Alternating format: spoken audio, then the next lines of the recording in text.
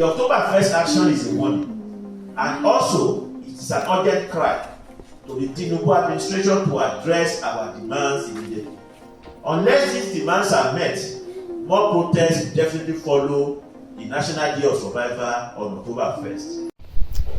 As the Fearless in October protest draws nearer, the organizers of the protest have called on Nigerians to troop out in their numbers and come out to protest and demand for an end to bad governance in Nigeria. They have also called on the police to give them protection on that day. The police also invited some of their leaders to the police headquarters in Lagos, also in Lagos, where they held a press conference making fresh demands from the Tinubu-led government.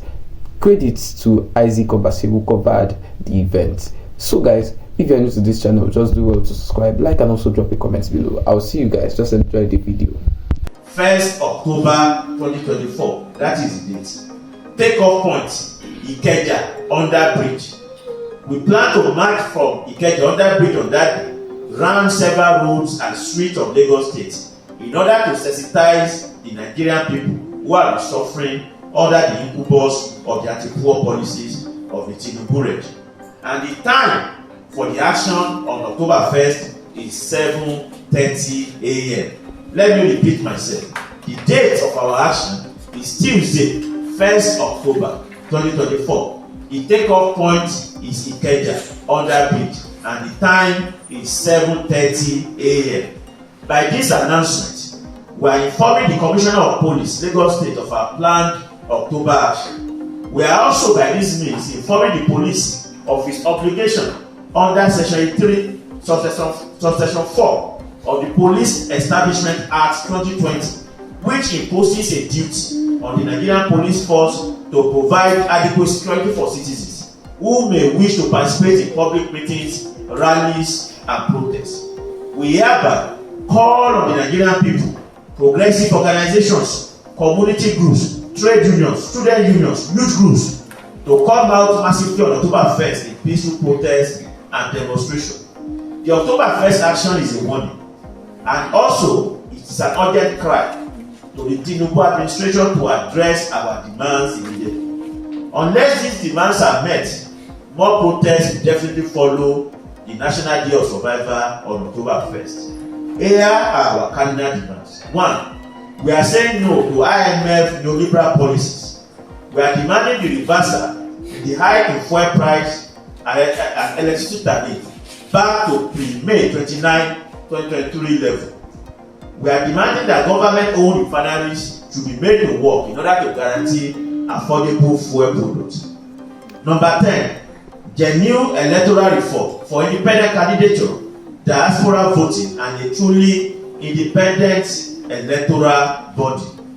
Conclusion: one lesson that the past 64 years of Nigeria's existence has proven to us is that there can be no progress when the society is run to enrich a few at the expense of the mass majority. As things are today, the problem of Nigeria is not the absence of resources to make life better for all. Rather, what is happening is that the majority of the Nigerian people are wallowing in poverty, despite the abundance of wealth to make life better for them.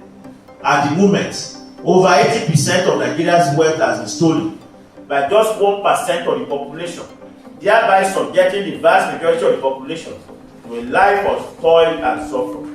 We need a different way of running our country, one that ensures that the country's wealth goes to meet the needs of all and not the greed of a few.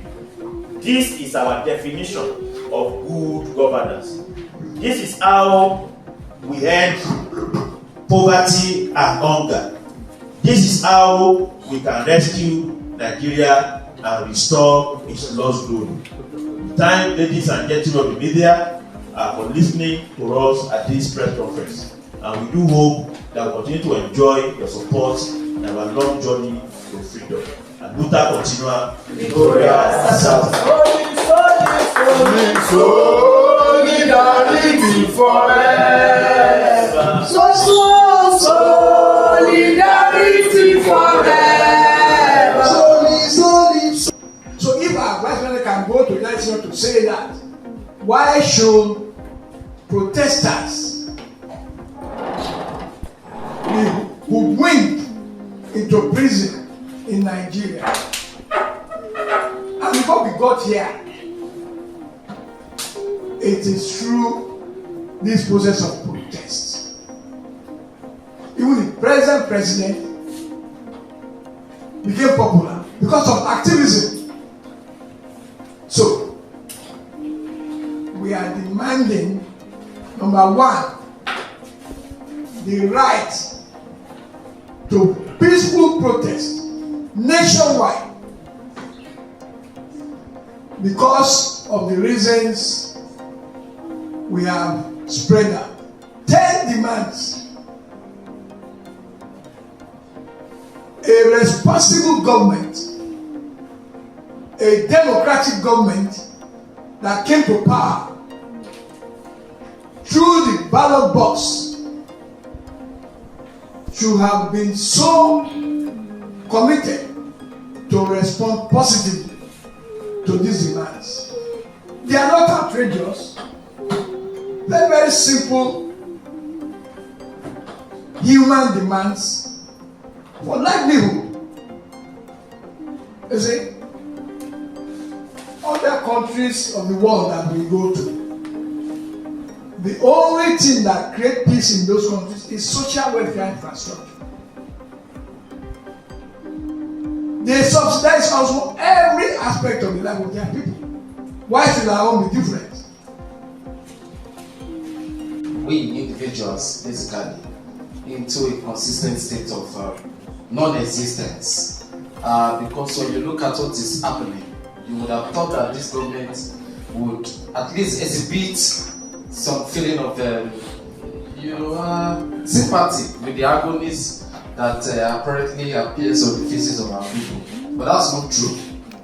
Instead of that, this government is committed, into taking the policies that have, condemned the mass of our people into the state we are in right now. What do I mean by this? Just some days ago, World Bank announced that another fund, another loan is ready, for this government to come and take. And of course, as you know, this government, this is a borrow government, a government that is committed into borrowing. The finance minister came out to say that yes, we are ready. She was literally, jubilating, at the press conference, that they are yet to take another loan. So that's the reality. We have a government that's committed into consistently taking the mass of our people into the state. And that is why resistance becomes very, very important. Which is why we are using this opportunity to call the mass of our people to come out to join, our struggle. Because it is not the struggle of members of the ruling class.